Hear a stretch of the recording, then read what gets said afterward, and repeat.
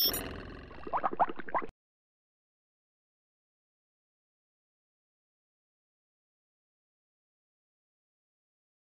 ما اتكلمنا في الحلقه اللي فاتت ازاي انه الانتربرينورشيب او رياده الاعمال بتاثر في الاقتصاد بصوره عامه، النهارده هنتكلم اكتر شويه عن انواع الانتربرينورز.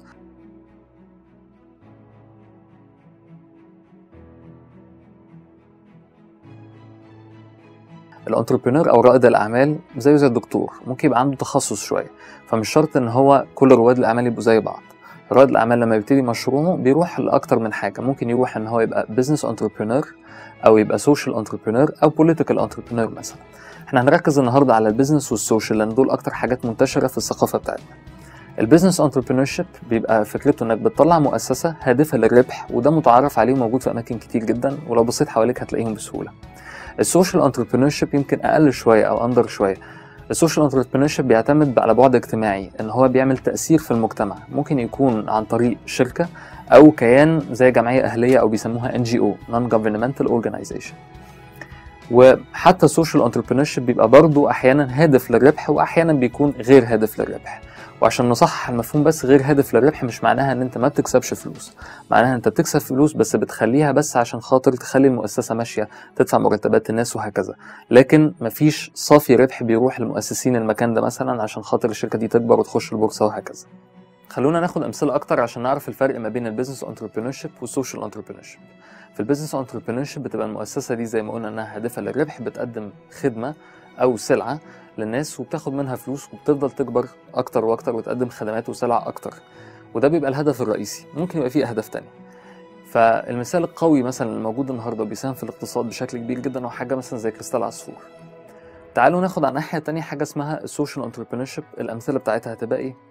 فالسوشيال انتربرينورشيب احنا اتفقنا انها بتقوم في الاساس عشان تعمل تأثير مجتمعي، يعني تأثر في ثقافة المجتمع، في عاداته، في افكاره، تحسن من سلوكه وهكذا.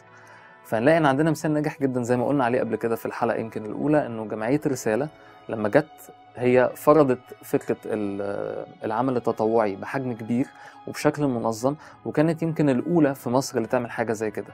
يمكن بعد كده ظهرت حاجات بتقلد نفس الشكل ده او بتحسن فيه وتطور فيه.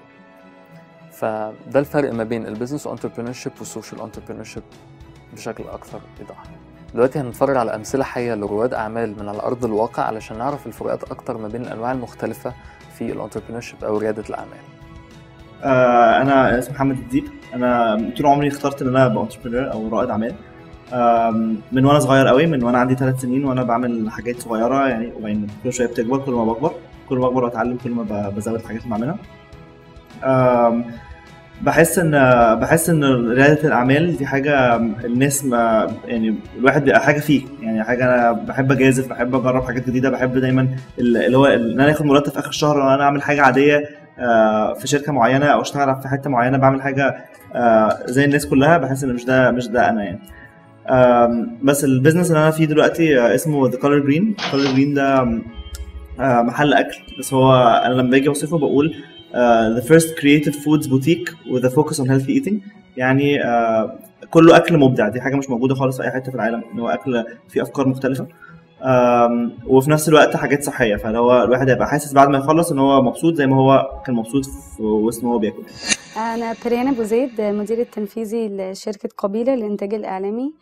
ودي شركة بقالها حوالي أكتر من 2 سنين بحبة صغيرة، وإحنا اللي بنعمله إن إحنا بنعمل إنتاج إعلامي هادف، يعني بنعمل فيديوهات ليها معنى وليها قيمة بس في نفس الوقت مسلية، زي مثلا حاجات توعية سياسية، زي حاجات توعية تاريخية، حتى الأغاني مثلا لما بنيجي بنعمل أغاني أو أفلام قصيرة لازم يكون فيها قيمة أو توصل إحساس إيجابي أو مفيد للمشاهد.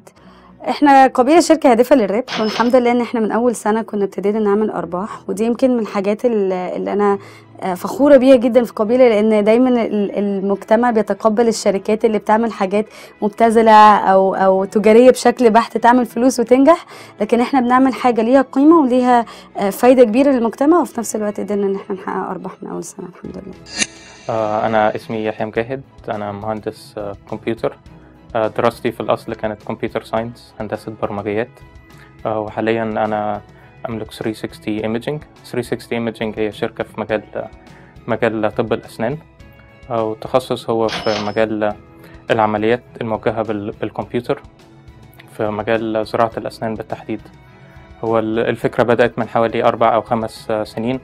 احنا شفنا ان في مجال طب الأسنان عملية زراعة الأسنان دي عملية معقدة جدا وصعبة وبتحتاج accuracy جدا، فشفنا ان احنا باستخدام الكمبيوتر ممكن نخلي العملية تتم بدقة متناهية. فاخترعنا سوفت وير ده basically بيخلي الدكتور يقدر يعمل تشخيص للمريض من خلال البرنامج، ومن خلال البرنامج بيقدر يعمل visualization أو simulation لعملية زرع الأسنان قبل ما يقوم يعملها في الحقيقة.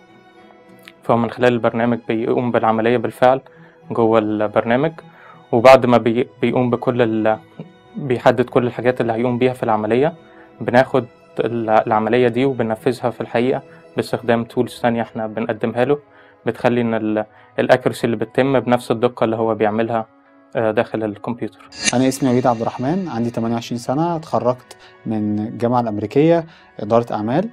أول ما اتخرجت اشتغلت في شركة بروكتر اند جامبل لمدة 4 سنين، وبعد كده بعد ما سبت بروكتر اند جامبل انضميت لشركة راتسي وورلد. قعدت الأول فترة البيزنس ديفلوبمنت مانجر بتاع الشركة، وبعد كده بقيت الجنرال مانجر. ببساطة جدا راتسي وورلد بتقدم للسوق المصري منتجات أغذية ومشروبات عالية الجودة، وبتساعد الكاستمرز أو العملاء بتوعها إن هم يحسنوا من الأداء بتاعهم عشان يدوا كواليتي أحسن من ناحية الأغذية والمشروبات وكسيرفيس أو خدمة عامة للعميل. أنا اسمي أنس طلبة، عندي 25 سنة، وبدأت شركتين، واحدة اسمها ناس ترندز وواحدة اسمها أكسير ستوديو. ناس ترندز هي شركة فاشن أو شركة بدأت بشركة تي شيرتس بالعربي، وأكسير ستوديو هي شركة ميديا برودكشن، alternative media production يعني. والاتنين بقالهم حوالي 2 أو 2.5 سنين. أنا اتخرجت من الجامعة الأمريكية سنة 2008. كنت متخصص في التسويق، وبعد ما اتخرجت اشتغلت في كذا شركة في الكونسلتنج وفي الماركتينج وكده وفي الادفيرتايزنج شوية.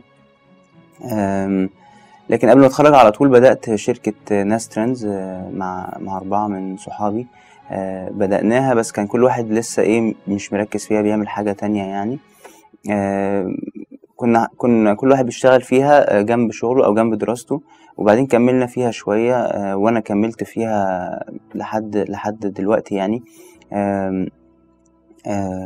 بعد التخرج، بعد ما اشتغلت في كذا شركة وبعد ما اشتغلت في كذا مجال، حبيت ان انا يعني ما لقيتش نفسي قوي في اي من المجالات اللي انا اشتغلت فيها اللي هي كان كلها ليها دعوة بدراستي. فقررت ان انا اطلع من المجالات دي كلها واركز في موضوع الشركة اللي انا عملتها قبل ما اتخرج على طول، اللي هي ناس ترندز. ففعلا سبت الشغل وسبت الوظيفة الثابتة بتاعتي وبدأت وركزت في ناس ترندز بس، وكلنا فعلا عملنا كده، كل الكوفاوندرز يعني. بعد ما كلنا بقينا شغالين في الشركة دي، رحت عملت شركة تانية اسمها أكسير ستوديو، ونفس الفكرة كنت شغال في أكسير ستوديو جنب ناس ترندز.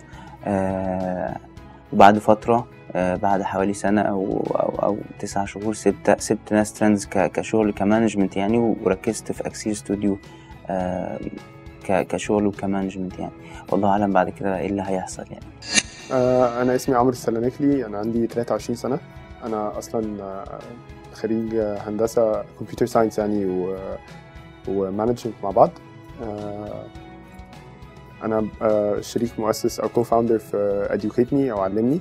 دي NGO أو Non-Profit، مؤسسة غير هادفة للربح. بنشتغل مع الأطفال المتسربين بالتعليم، بنرجعهم تاني المدارس اللي هم متسربين منها، وبنشتغل معاهم على مهارات بناء الشخصية اللي هي character building ومهاراتهم القيادية. وفي نفس الوقت أنا مستثمر في شركة اسمها دلتا شيلد. احنا بنستثمر في الشركات الناشئة والصغيرة، الستارت ابس، وبنشتغل معاهم بقى على كل حاجة من الاستراتيجية بتاعتهم والتسويق بتاعهم وبنديهم اوفيس سبيس وبنعمل لهم كل الشغل القانوني، وبنبتدي معاهم يعني من الصفر لحد ما يبقوا شركات ناجحة.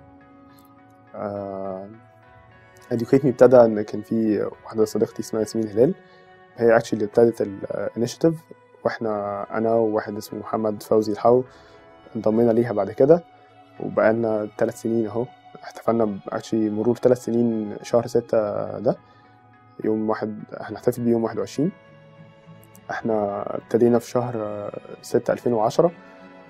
كان بس البروجكت عبارة ان احنا بنلم فلوس للأطفال المتسربين من التعليم عشان ندخلهم تاني. وفي شهر 9 قررنا ان احنا لا، احنا عايزين نعمل حاجة تانية مع الأولاد غير الفلوس بس، غير المساعدة المادية. اما بالنسبة لدلتا فاحنا ابتدينا في 2012 السنة اللي فاتت في شهر 9. دلتا مختلفة شوية عن بقية شركات الاستثمار، احنا بنركز على long term investments او الاستثمارات طويلة المدى. احنا مش مهم عندنا ان احنا نخرج من الشركات بسرعة، احنا بنشتغل مع الاونرز او الفاوندرز بتوع الشركات دي على المدى الطويل عشان نقدر نبني شركات ناجحة. طب دلوقتي بعد ما شرحنا الأنواع الموجودة في ريادة الأعمال أو الانتربرينورشيب، محتاجين إن احنا نسأل نفسنا السؤال، طيب أنا هروح لأنهي نوع من الأنواع دي؟ عشان تعرف إجابة السؤال ده لازم تسأل سؤال قبله، وهو أنت ليه عايز تبقى أصلا رائد أعمال؟ وده اللي إن شاء الله هنشرحه في الحلقة الجاية.